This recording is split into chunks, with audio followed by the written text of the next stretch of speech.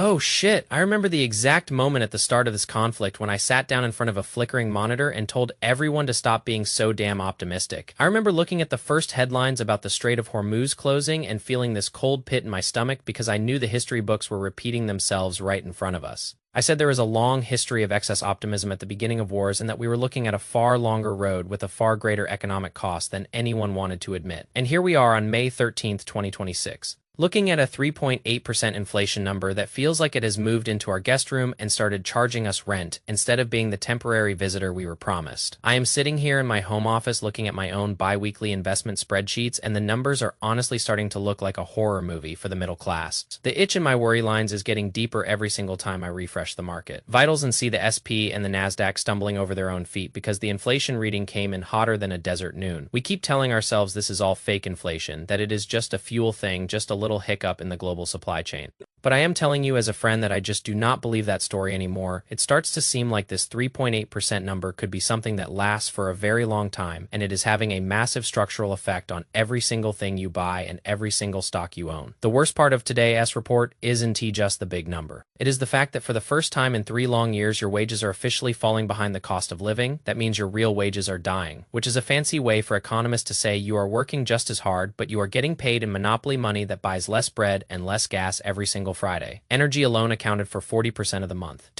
increase, and it is up 18% from a year ago, which is basically a massive tax on the simple act of existing and moving around in the world. Economists love to talk about core inflation, and they strip out food and energy because they say those things are too volatile. But you and I know you cannot strip those out of your actual life. You cannot tell the gas station attendant that you only care about core inflation when the pump says it costs $100 to fill up your tank just to get to work. If you are paying $4 a gallon, you do not care that some guy in a suit at the University of Michigan thinks the situation is lightly uncomfortable but not miserable. I am telling you right now, it is miserable when the affordability crisis hits your rent, your groceries, and your commute all in the same 24-hour window. We are playing this incredibly dangerous waiting game where we hope the war ends next week or next month, while the markets are literally praying for a ceasefire that never seems to arrive. They told us the same things back in the day with Iraq and Afghanistan, that it would be a couple of weeks or a few months, and then we woke up 20 years later with a different world and a broken budget, and now we are seeing the same script play out with Iran, where the mission has shifted from freeing people to just praying they don't get a nuclear weapon. While our energy costs go through the roof, the Strait of Hormuz is closed, which is the literal jugular vein of the global energy market. And the president is on television saying he doesn't even think about the American financial situation when making war decisions. That is a wild thing to hear when you are trying to figure out how to afford a house or how to keep your DCA strategy alive without dipping into your emergency fund. Sacrifice is a thing that grown-up populations do during a war, but you have to have a mature conversation about it first. You can just lie and say prices rise while you start a tariff war. The market has been weirdly resilient lately, almost like it's in denial, but the only reason we aren't seeing a total meltdown is because the AI boom is acting like a massive life jacket. Every time the administration talks tough, the markets drop, and every time there is a hint of peace, the markets rise like they are finally being allowed to breathe after being underwater. The stock market is essentially a giant voting machine, and right now it is voting every single day that this conflict is costing us about 5 to 6% of our total market wealth. I look at my own portfolio where I've been religiously buying VO and VTI every 2 weeks since I graduated in 2020, and I can see the drag, I can feel the friction of this high-interest environment. And now the Senate goes and confirms Kevin Walsh as the new Fed governor. And man, I have no idea which version of this guy is going to show up to the office tomorrow morning. Are we getting the 2006 hawk who wanted to raise rates during a global financial collapse, or are we getting the political sock puppet who is going to cut rates just to make the headlines look better? If he cuts rates while inflation is still at 3.8% and energy is soaring, he is going to set off an inflationary bomb that will make the last 3 years look like the good old days. But while the macro world is burning, there is this insane gold rush happening in the chip sector that is unlike anything I have ever seen in my life. Chip stocks just posted their biggest run in history, adding nearly $4 trillion in market cap in 6 weeks, which is honestly just a number that the human brain can barely process. We are talking about SanDisk being up 50% in a month, Micron up 78%, Intel up 80%, and AMD doing the same while everyone watches with their jaws on the floor. This is happening because AI has become so massive that it is dragging the entire hardware world along with it like a tractor beam from a sci-fi movie. We went from just wanting NVIDIA GPUs to needing every single memory chip, every optical sensor, and every power semiconductor on the planet just to keep the data centers running. Earnings estimates are exploding to the upside, and for once, the valuations actually kind of make sense because the profit is real.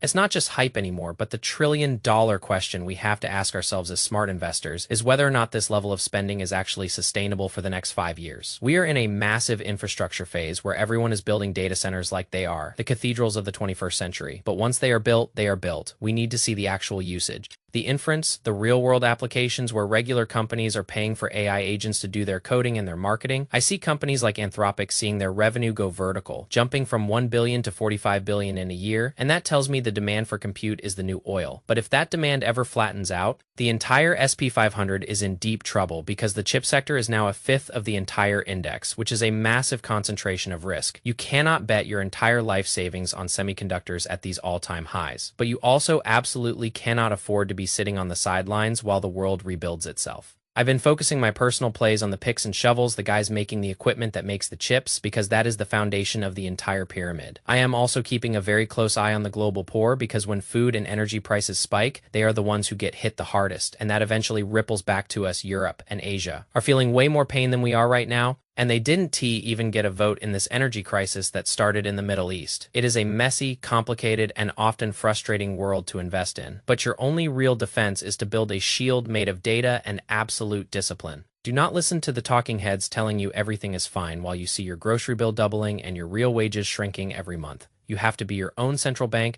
you have to manage your own risk, and you have to stay invested in the things that are actually productive and growing. I am sticking to my plan. I am keeping my weekly DCA into broad market funds alive, and I am making sure my cash reserves are high enough to handle a longer conflict. We are going to find out very soon who the real winners are when the AI hype settles down and we are left with the reality of a 3.8% inflation floor. The world doesn't owe you a bull market. And the government isn't coming to save your retirement account, so you have to take the wheel yourself. I am looking at my 2026 goals, and I realize that the only way to win is to stay calm when everyone else is panicking and to keep buying when the headlines are the scariest. We are navigating a structural shift in the global economy, and it is going to be uncomfortable. It is going to be messy, but it is also a massive opportunity if you are prepared. I'm watching the Fed, I'm watching the oil tankers in the Strait, and I am watching the earnings reports of the chip makers like my life depends on it because it kind of does. Don't let the 3.8% trap catch you off guard. Realize that real wages are the only metric that matters. And keep building your fortress one paycheck at a time, even if the world feels like it is falling apart.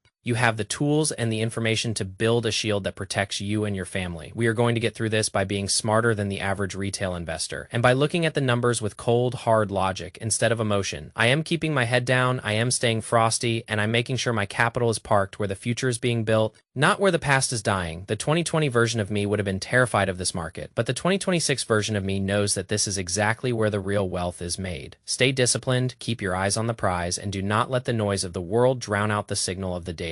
We are in a gold rush, we are in a war, and we are in an inflation trap all at once. So pick your moves carefully and don't look back. I am here with you every step of the way, breaking down the noise and finding the path through the fog of this crazy economy. It is about survival first, and then it is about thriving. When the dust finally settles and the winners are crowned, keep your portfolio tight, keep your mind sharp, and keep pushing forward no matter what the CPI report says next month. The reality is that we are the architects of our own financial future. And number 3.8% number can take that away if we stay focused. I am betting on the long-term ingenuity of the people building the future, and I am hedging against the short-term stupidity of the people running the present. That is the only way to maintain your sanity and your wealth in a world that seems determined to burn both to the ground. We are building a legacy here, and legacies are built during the hard times, not the easy ones. So embrace the struggle and get to work. I'll see you at the next market open, ready to fight for every percentage point of growth we can find in this beautiful, chaotic mess.